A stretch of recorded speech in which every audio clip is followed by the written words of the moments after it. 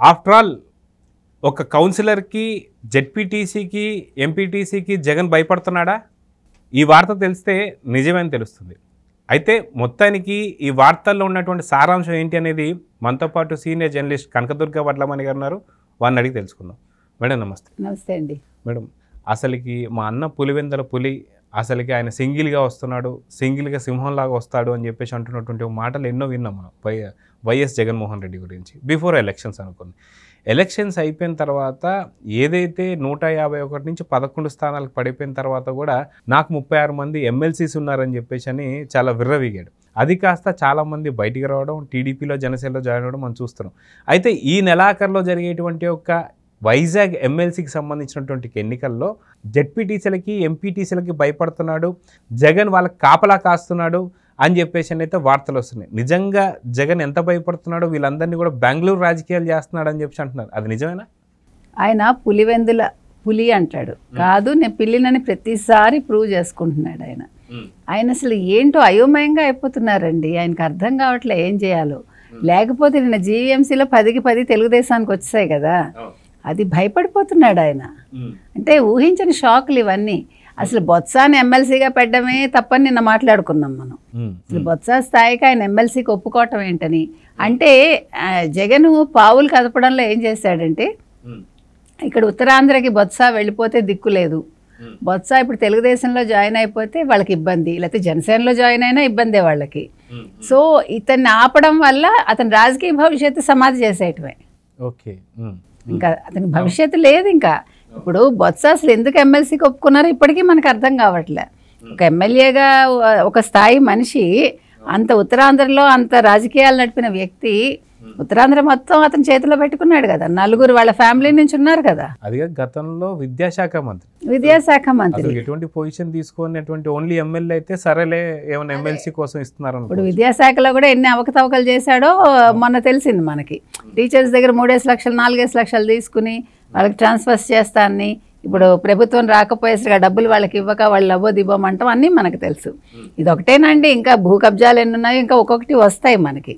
సరే, ఈ విషయాలు పక్కకు పెడితే అసలు ఒక ఎమ్మెల్యేగా ఉన్న వ్యక్తి దానికి ఒక ఎమ్మెల్యేలను అందరినీ పిలిచి, అంటే మాజీ ఎమ్మెల్యేలను అందరినీ పిలిచి, కొత్తగా ఎన్నికైన వాళ్ళని పిలిచి, అసలు బొత్స లాంటి వ్యక్తికి మనం ఇవ్వడం చాలా ఏదో గొప్ప, అసలు బొత్స దీన్ని తీసుకోవాలి అని వాళ్ళందరి చేత చెప్పించి వాళ్ళని ఏంటండి అది?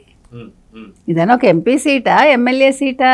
దానికి అంత పెద్ద సభ పెట్టేసి వీళ్ళని ఒప్పించేసి అరకు పాడేరు నుంచి జెడ్పీటీసీ, ఎంపీటీసీలను పిలిపించి వాళ్ళకి చెప్పి, ఇప్పుడు వాళ్ళందరినీ తీసుకెళ్ళి ఈ అరకు పాడేరుకు సంబంధించిన జెడ్పీటీసీలు, ఎంపీటీసీలు, కార్పొరేటర్లు, కౌన్సిలర్లు ఎవరైతే ఉన్నారో వీళ్ళందరినీ బెంగళూరుకి తరలించాడు. ఇప్పుడు ఇది నవ్వాలా ఏడవాలా? అంటే జగన్ ఎంత పిరికివాడు, జగన్ ఇప్పుడు ఎలా అంటే రాజకీయాలు చేయాలని ఎలా తహతహలాడుతున్నాడు. ఇప్పుడు ఒక చిన్న ఎమ్మెల్సీని గెలిపించుకోవటానికి ఆయన ఏ స్థాయికి దిగజారాడు. మీరు వీళ్ళందరూ చంద్రబాబు నాయుడు అన్నారు కదండి, ఇన్ని సంవత్సరాలుగా గత ఇంచుమించు 29 ఏళ్ళుగా ఆయన అంటున్నారు కదా, మీరు వెన్నుపోటు రాజకీయాలు చేశారు, మీ మామని పొడిచారని. ఆయన వెన్నుపోటు రాజకీయం చేయలేదు, మొత్తం ఫ్యామిలీ ఆయనకు బాధ్యతనిస్తే 29 ఏళ్ళుగా ఆయన పార్టీని కాపాడుకుంటూ వస్తున్నారు. ఇప్పుడు నిజంగా ఆ రోజు లక్ష్మీపార్వతి చేతిలోకి పార్టీ వెళ్ళుంటే అసలు ఈరోజు తెలుగుదేశం పార్టీ ఉండేదండి? అసలు కలికల్లో కూడా ఉండదు అది. అసలు మన కల్లో కూడా తెలుగుదేశాన్ని మనం ఊహించుకోలేము. అలాంటి దాన్ని కాపాడి, సరే ఎన్టీఆర్ గారి సమయం అదే టైం బాగలేదు, ఆ రకంగా అయింది ఆయనకి అంటే, మరి ఆయన తొందరపాటు కూడా ఉంది. అక్కడ పెద్ద మనిషి ఆయన పాపం ఏం చేయలేని పరిస్థితుల్లో నిస్సహాయుడై ఆయన అట్లా అయిపోయాడు. సో కుటుంబం కూడా దాని గురించి ఏం మాట్లాడలేదు కదా.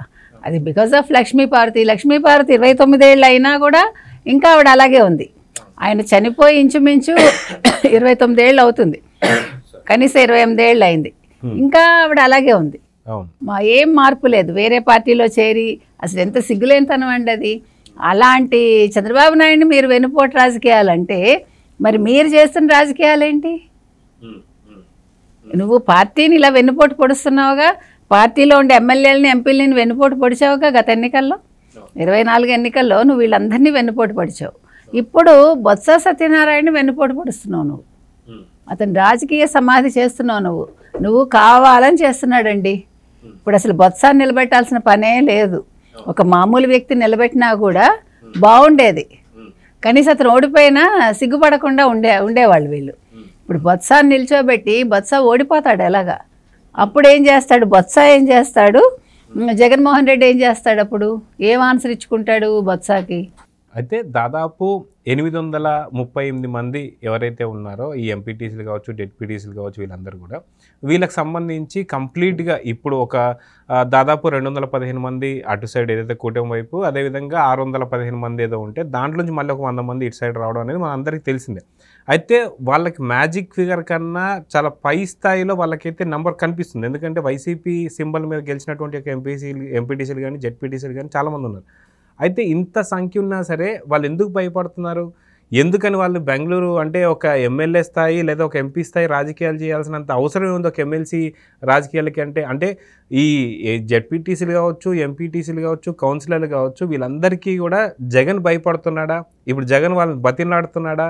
అంటే ఒక పులివెందుల పులి కాస్త పిల్లి కన్నా కింది స్థాయికి వెళ్ళిపోయిందా అంటే ఏం చెప్తారు?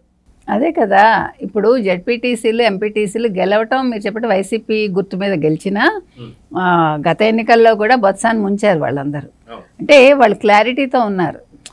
ఇప్పుడు ఇష్టం ఉన్నా లేకపోయినా పార్టీలో ఉన్నారండి, సమయం సందర్భం చూసుకుని జంప్ చేస్తారు. కానీ ఇప్పుడు నిన్నంతా కూడా ఎలక్షన్స్ మనం చూసాం ఏం జరిగిందో.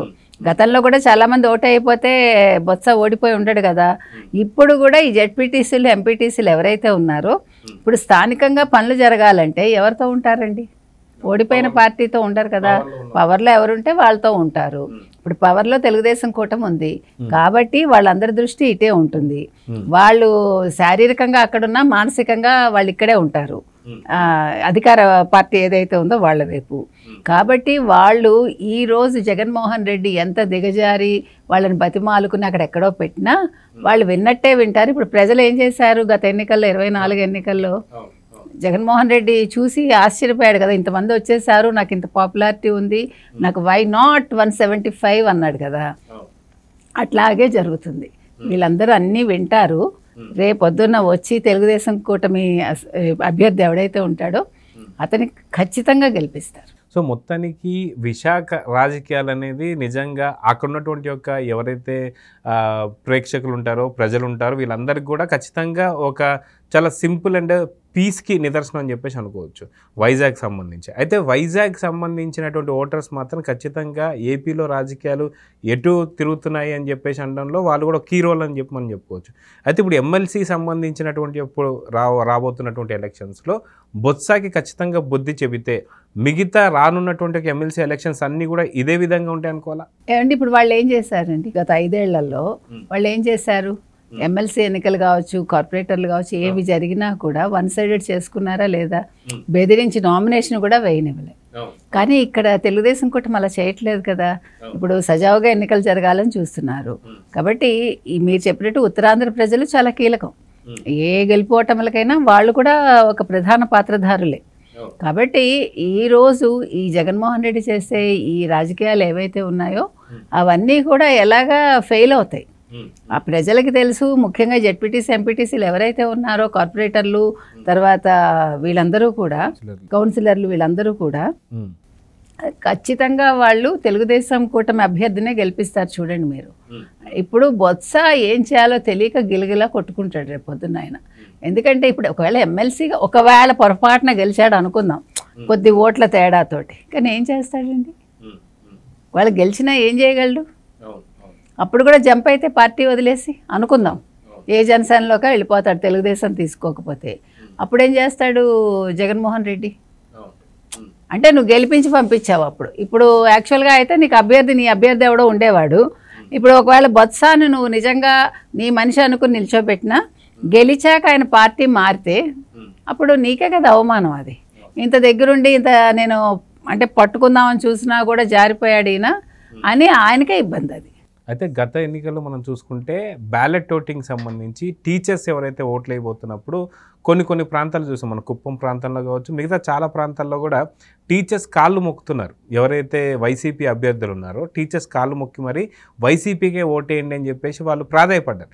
ఇలాంటి పరిస్థితే ఇప్పుడు జగన్మోహన్ రెడ్డి కౌన్సిలర్ని, ఎంపీటీసీని, జెడ్పీటీసీని కాళ్ళు పట్టుకుంటున్నాడు అంటే ఏమంటారు? అంతే కదా, ప్రభుత్వ ఉద్యోగులు కాళ్ళు మొక్కాలి అన్నాడు కదా ఆ రోజు ఎవరు, బొత్స సత్యనారాయణ.